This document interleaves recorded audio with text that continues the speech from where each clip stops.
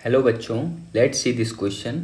The question says the acceleration due to gravity at height r above the surface of earth is g by 4. The periodic time of a simple pendulum in artificial satellite at this height will be. Question में कहा गया है कि अर्थ के surface से r height ऊपर acceleration due to gravity का value g by 4 है. तो कहा गया है कि अगर वहीं पर एक सैटेलाइट को रखा जाए, आर्टिफिशियल सैटेलाइट को, तो उसमें टाइम पीरियड क्या होगा किसी पेंडुलम का. की concept of the question is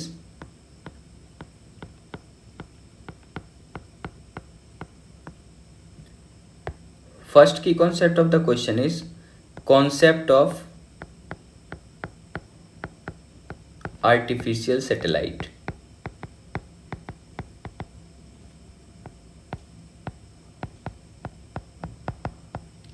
आप ऐसा ध्यान रख सकते हो कि जितने मैनमेड सैटेलाइट हैं, ह्यूमन मेड सैटेलाइट हैं, वो आर्टिफिशियल सैटेलाइट उसे बोलते हैं, उस पर जी इफेक्टिव का वैल्यू हमेशा ज़ीरो लेना रहता है हमें. तो ये कॉन्सेप्ट है आर्टिफिशियल सैटेलाइट के लिए, ये हमेशा वैलिड है. ह्यूमन मेड जितने सैटेलाइट हैं वहाँ पे जी इफेक्टिव का वैल्यू ज़ीरो होता है. एंड सेकेंड की concept of the question is time period of simple pendulum, और ये वैल्यू होता है 2π√L/g.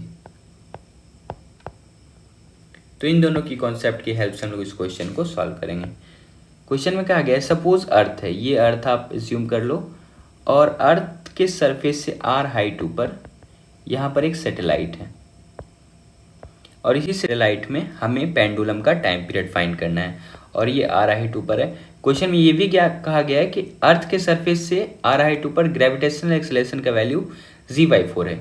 ये g/4 यहाँ तो दिया हुआ है, लेकिन आप ऐसा समझो कि सैटेलाइट जो है अर्थ के चारों ओर घूमता रहता है, तो सेंट्रीफ्यूगल फोर्स और अर्थ के सरफेस से ग्रेविटेशनल फोर्स, ये दोनों एक दूसरे को न्यूट्रलाइज करता है ना, तो जी इफेक्टिव का वैल्यू जो है इस कंडीशन में हमेशा ज़ीरो रहता है.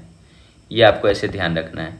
तो अगर जी इफेक्टिव का वैल्यू ज़ीरो है, तो अगर आप टाइम पीरियड निकालो तो टाइम पीरियड क्या होगा, t = 2π√L/g. तो यहाँ पे ये जी इफेक्टिव एक्चुअल में होता है ये, तो यहाँ से अगर आप करो 2π और ये √L/g, जी की जगह आप लिखोगे ज़ीरो. किसी भी चीज़ को ज़ीरो से डिवाइड करोगे तो वो वैल्यू इनफाइनाइट होता है, इनफाइनाइट का रूट भी इनफाइनाइट होगा. तो यहाँ से आप बोल सकते हो टाइम पीरियड क्या हो जाएगा, infinity. So the correct option is option number 4. Hope you understood it well. Best of luck. Thank you.